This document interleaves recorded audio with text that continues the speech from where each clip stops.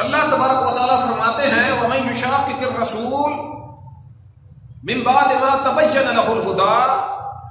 وَيَتَّبِعْ غَيْرَ سَبِيلِ الْمُؤْمِنِينَ، جو بندہ بھی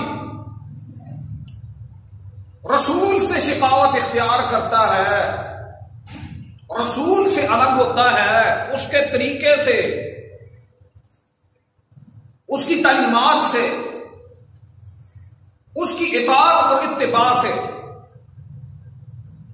وَيَتَّبِعْ غَيْرَ سَبِيلِ الْمُؤْمِنِينَ، اور مومنوں کے رستے کے علاوہ رستہ تلاش کرتا ہے۔ سب سے پہلے جو مومن تھے وہ صحابہ کرام تھے، اور سب سے بہترین پیروکار جو رسول کے رستے کے تھے وہ بھی صحابہ کرام تھے۔ اللہ کی کتاب نے ان لوگوں کے طریقے کو سبیل المومنین کا، مومنوں کا رستہ، تو صحابہ کرام کے رستے کو ایک معیار بنایا ہے، اور صحابہ کرام کا جو رستہ تھا وہ یہ تھا کہ وہ رسول کی پیروی ویسے ہی کرتے تھے جیسے اللہ کے رسول چاہتے تھے، اور ویسا ہی حق ادا کرتے تھے جیسا حق ادا کرنے کا طریقہ ہوتا ہے۔ تو اس لیے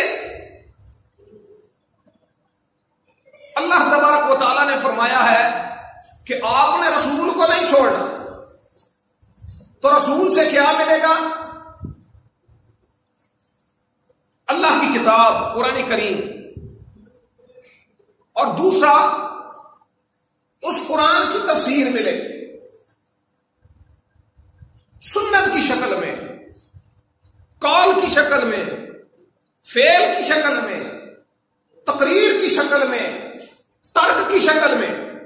یہ قرآن کریم کی تفسیر اللہ کے رسول کی جو پوری زندگی ہے دین کے معاملے میں، وہ حضرت عائشہ رضی اللہ تعالی عنہا ام المومنین وہ فرماتی ہیں کان خلقہ القرآن، رسول کا جو رویہ تھا، جو طریقہ تھا، جو طرز زندگی تھا، وہ قرآن کریم کا جو معنی اور مفہوم ہے، جو تفسیر ہے، وہ بعین ہی اللہ کے رسول کی زندگی سے سمجھ آتی ہے۔